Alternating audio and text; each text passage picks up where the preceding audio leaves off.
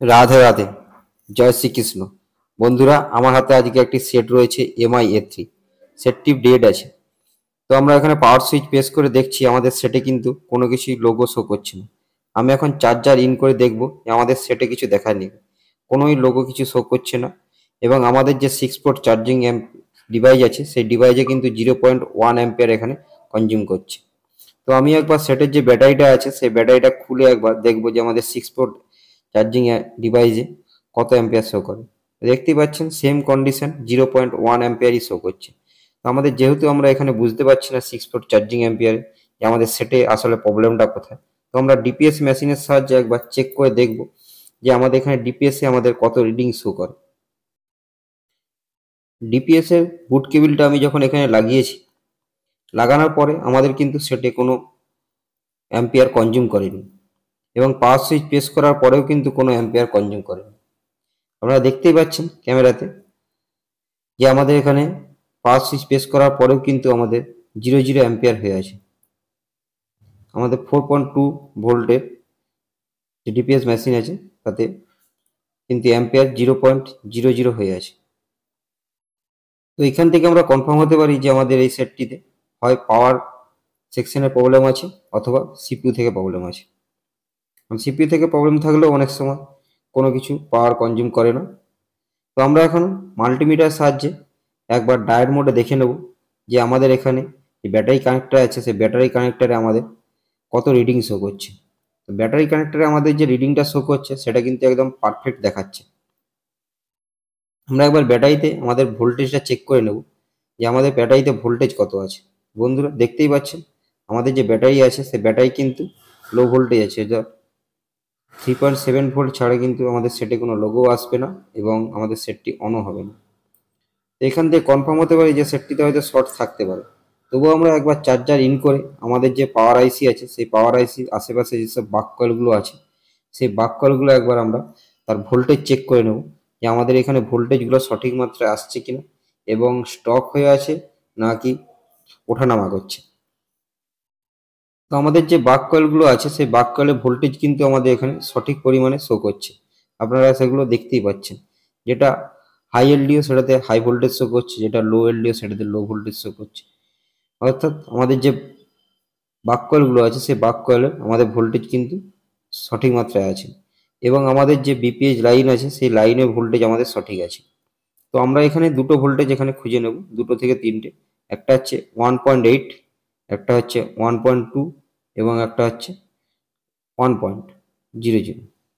এই তিনটে ভোল্টেজ আমরা খুঁজে নেব। তো দেখতেই পাচ্ছি বন্ধুরা আমাদের এখানে 1.8-এর ভোল্টেজ আমরা এখানে শো করছে, এখানে 1 ভোল্ট শো করছে। দেখতে পাচ্ছেন 1.8 ভোল্ট এখানে কিন্তু শো করছে এবং 1.2 ভোল্টও এখানে কিন্তু আমরা ইনপুট হচ্ছে এবং আউটপুট হচ্ছে। তো দেখতেই পাচ্ছেন।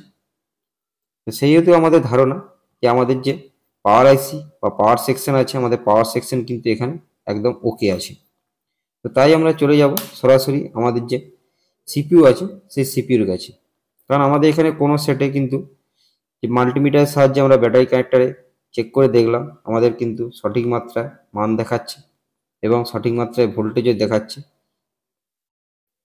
সেহেতু আমরা চলে যাব ডাইরেক্ট সরাসরি সিপিইউর কাছে।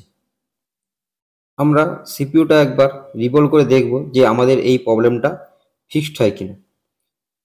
তো আমরা সরাসরি চলে যাব আমাদের যে মাইক্রোস্কোপ ক্যামেরা আছে সেই মাইক্রোস্কোপ ক্যামেরার কাছে। আমরা দেখতেই পাচ্ছি আমাদের সিপিইউটা এখানে ইনটেক অবস্থায় রয়েছে এবং যাতে আপনাদের দেখতে ভালো লাগে ও আপনাদের টাইমও বাঁচে সেই জন্য আমি এখানে ভিডিওটাকে ফাস্ট ফরওয়ার্ড করেছি, কারণ এখন প্রায় সব টেকনিশিয়ানদেরই সিপিইউ কীভাবে রিবল এবং বসাতে হয় বা পেস্টিং সিপিইউ কীভাবে তুলতে হয় সেটা সকলের প্রায় জানা আছে।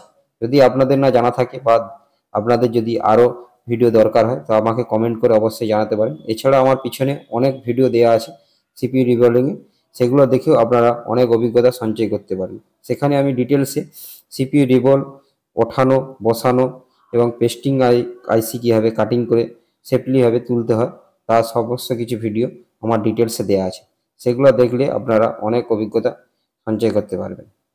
আমাদের এখানে মাদারবোর্ড প্রায় পরিষ্কার করা কমপ্লিট হয়ে গেছে। এবারে আমরা সিপিইউটাকে পরিষ্কার করে রিবল করে নেব। আমাদের এখানে টেনসিলটা একটু পুরনো হওয়ার কারণে আমাদের এখানে রিবলটাকে দুবার ধরে করতে হবে এবং দুবার করলে কিন্তু আমাদের বলগুলো প্রায় সমান হয়ে যাবে। তো আমাদের এখানে সিপিইউ রিভলভ করাও প্রায় কমপ্লিট হয়ে গেছে। এবারে আমরা মাদারবোর্ডে অল্প মাত্রায় ফ্ল্যাট প্রেস দিয়ে সিপিইউটাকে একটু বসিয়ে নেব।